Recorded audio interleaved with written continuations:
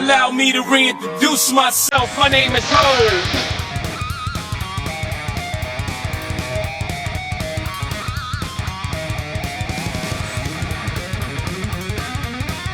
She posted a photo. Smiling. Glowing. Living what looked like a perfect life. And then, nothing.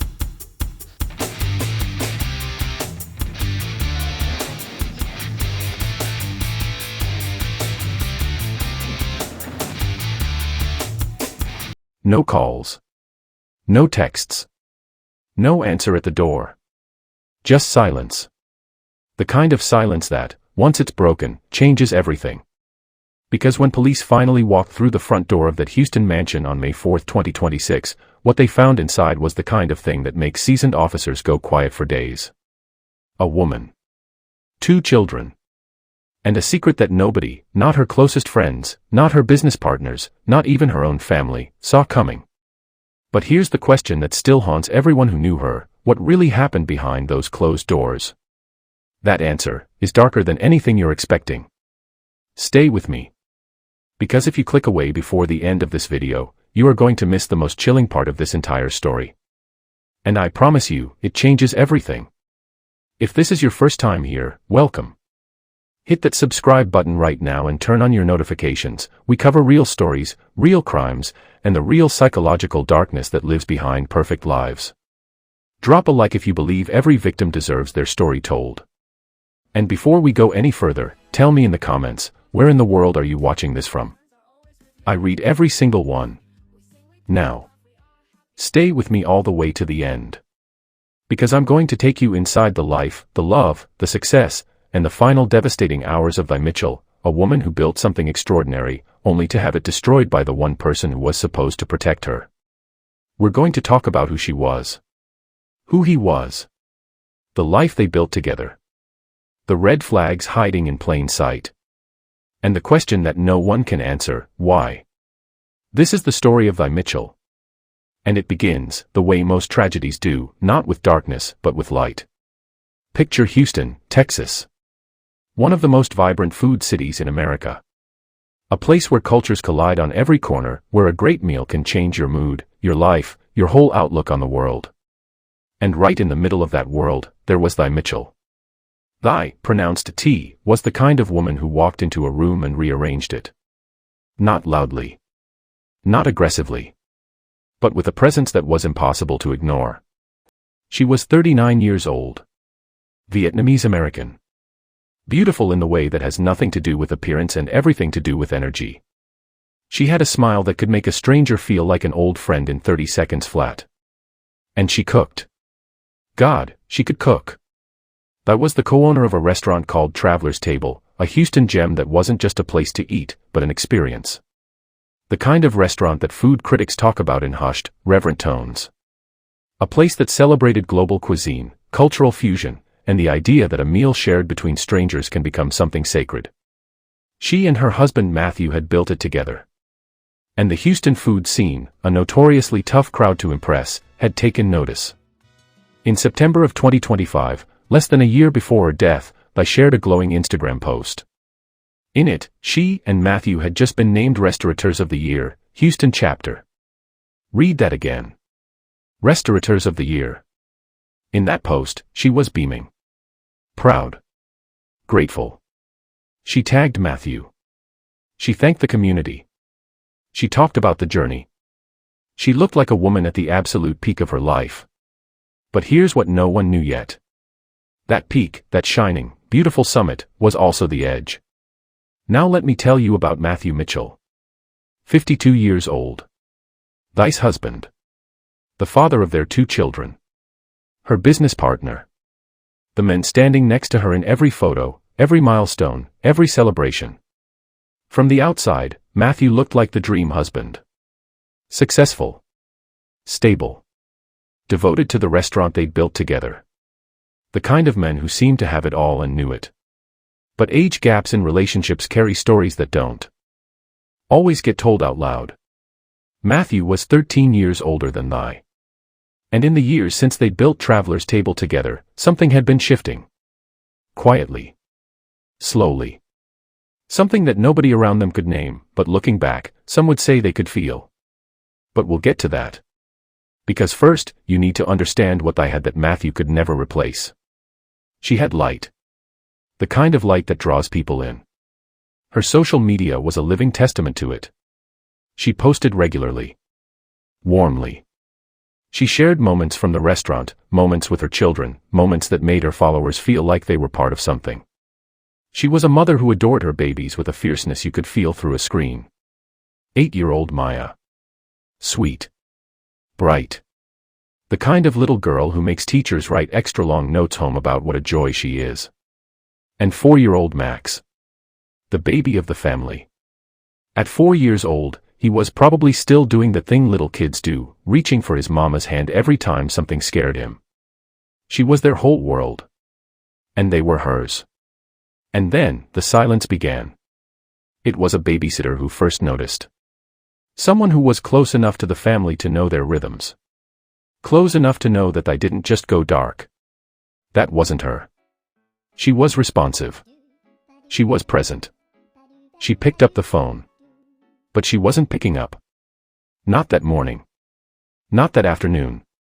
24 hours passed. The babysitter called again. Nothing. A family member started making calls too. Still nothing. That wall of silence, it wasn't normal. And somewhere deep in their gut, they both knew it. At around 5:30 in the evening on Monday, May 4, 2026, Houston Police Department responded to a welfare check request at a home in River Oaks. River Oaks, by the way, is not just any neighborhood in Houston. It is one of the wealthiest, most prestigious zip codes in the entire state of Texas. Multi-million-dollar homes. Manicured lawns.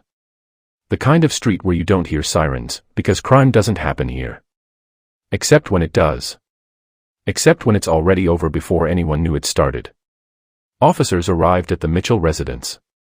They knocked. No answer. They entered.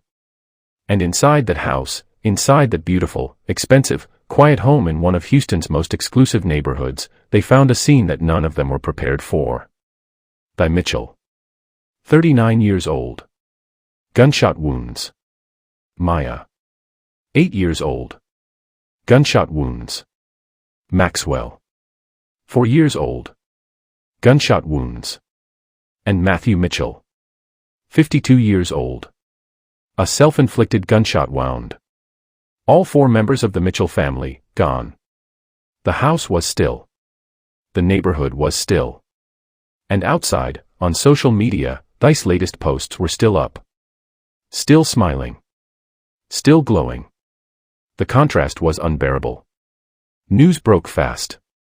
Houston's food community, tight-knit, warm, passionate, was hit like a physical blow.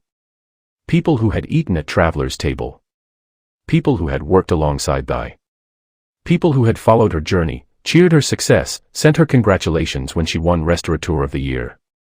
All of them, staring at their screens. Disbelieving. Not Di. Not those babies. Not them. The tributes came pouring in. Stories about her generosity. Her talent. Her laughter. The way she made everyone feel welcome at her table, literally and figuratively. One after another, people described the same woman. Warm. Brilliant. Kind. A light. And then, almost in the same breath, the question that always follows a tragedy like this. How did no one know? Were there signs? Was there anything at all, that could have warned them? And here is where the story gets complicated. Because according to the Houston Police Department, in the 6 months prior to the murders, there had been no calls for service to the Mitchell residence. No reports of domestic violence. No documented incidents of any kind. No record of trouble. No paper trail of fear. Nothing. Which means one of 2 things. Either Matthew Mitchell's violence was completely invisible, hidden so deep inside him that it left no fingerprints on the world around him. Or that Mitchell was carrying something in silence. Something she never told anyone. And we may never know which one is true. But that's not even the worst part. Here's what makes this story cut deeper than almost anything else. The day before police found them, or possibly the day of, the timeline is still being pieced together. I had been active on social media. Positive. Engaged. Present. Can you imagine scrolling past that? Seeing her smiling face, her warm words, and not knowing that somewhere behind that screen, something had already gone terribly, catastrophically wrong. That is the horror of this case that no one talks about loudly enough. We live so much of our lives in public now. We curate. We post. We present. And sometimes, the biggest pain happens in the exact same moment as the biggest smile. Now, I want to talk about something that doesn't get discussed enough in cases like this. The profile. Because when people think about domestic violence, when they picture the home where something like this could happen, they usually picture a very specific image. Poverty. Obvious dysfunction. History of visible abuse. They do not picture River Oaks. They do not picture award-winning restaurateurs. And that is exactly the blind spot that costs lives. Research on familicides, cases where a family member, almost always the husband or father, kills multiple family members, paints a picture that is consistently, disturbingly counterintuitive.